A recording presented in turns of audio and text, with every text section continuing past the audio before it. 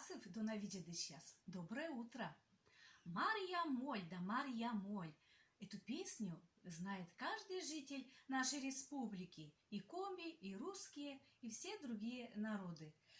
А откуда же это взялась эта песня? Оказывается, в старину коми народ, женщины собирали семена дикого пиона и делали себе бусы Марья Моль. Вот посмотрите, какая это красота. Мы в детстве завидовали всем нашим подружкам, у кого мамы работали в совхозе. Они ходили на дальние луга и приносили оттуда Марья Моль. Ну, иногда и нам доставалось. И это было очень радостно. Это была какая-то ценность, вот эти вот бусы Марья Моль. Раньше в деревне не было принято, чтобы сажать кусты Марья Моля, дикого пиона, возле дома. Это считалось плохой приметой. А сейчас возле каждой дачи цветет Марья Моль, Марьин корень. Цветочки, 5 лепесточков. Цветет очень недолго, несколько, наверное, дней. Ветерок подует, лепестки разлетелись. И вместо лепестков растет вот такие вот коробочки с семенами. Вот посмотрите, вот такие вот 5 коробочек. Вот сейчас как раз подошла пора их собирать. Потому что они, вот посмотрите, как раз вот бордового цвета. Если они красного, если такого красного, светло-красного цвета, то они быстро завянут и будут маленькие, такие сморщенные, совсем никудышные. А вот эти вот бордовые очень еще удобно нанизывать на ниточку. Но когда они совсем уже черные, их тоже уже не сделаешь из них бусы. Вот посмотрите, вот здесь вот у меня в прошлом году принесли, они уже почерневшие. Вот они не годятся для бус. Но можно их куда-нибудь применить, в шуршар, да, какие-то погремушки. То есть применение им найти тоже можно. А сегодня вот я собрала вчера, у меня растет тоже, но там еще мало таких вот семян. Поэтому я попросила у соседки вдобавок. Вот сейчас мы с вами откроем эти чашелистники.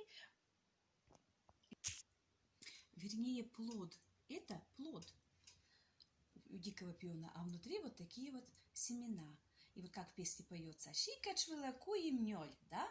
3-4 вот таких плода, и можно сделать бусы. Но если вам скучно вот такие бусы делать, вы можете применить вот. Дома у всех рукодельниц вот такие вот остатки бусинок есть. И поэтому можно украсить, разложить другие бусинки, и будет красиво, будет понарядней. А так вот мы делаем, конечно же, такие вот бусы скромные, которые считаются у коми женщины оберегом. Это очень сильный оберег, так считали наши предки. А еще вот такие вот плоды приносил парень девушке. И если девушка принимала, то это значит, это было согласие на дружбу. Вот, и так что это непростые вот цвета, и не зря Геннадий Юшков написал такие прекрасные стихи про Марья Моль, которые потом были сложены в песню. Ну что ж, мы начинаем работать. Итак, открываем эти плоды, смотрите, какие красивые, темно-бордовые.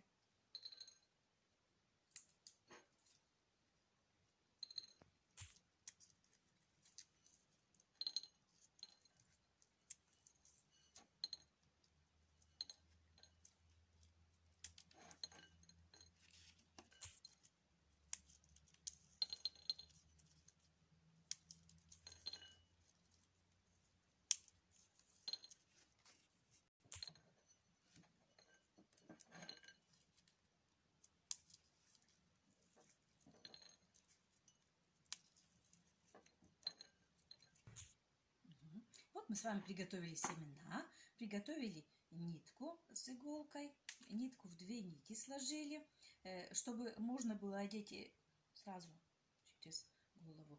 Начнем делать оберег.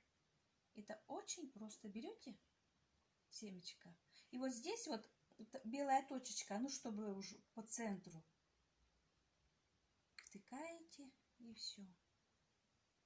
Вот такое вот богатство.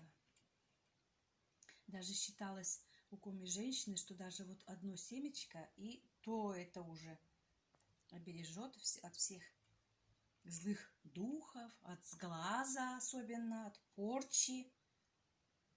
Коми очень верили, что каждый человек может навести порчу.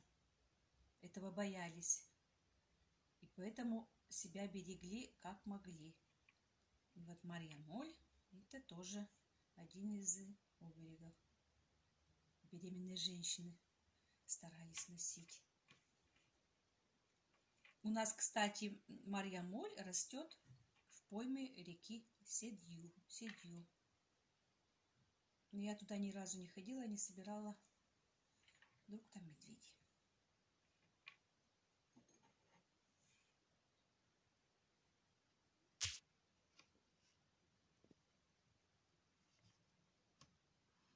Стараемся посередине. Так, ниточки тут поправляем сразу.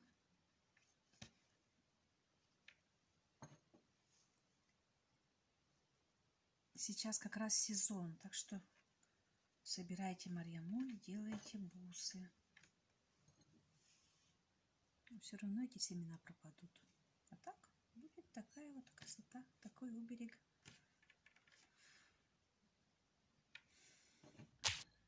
Эти семена несъедобные. Следите, чтобы детки не ели.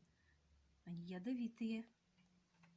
А вот корень дикого пиона – это лекарственное уже растение. И, кстати, дикий пион записан в Красную книгу. Поэтому, наверное, растет где-то далеко от людских глаз.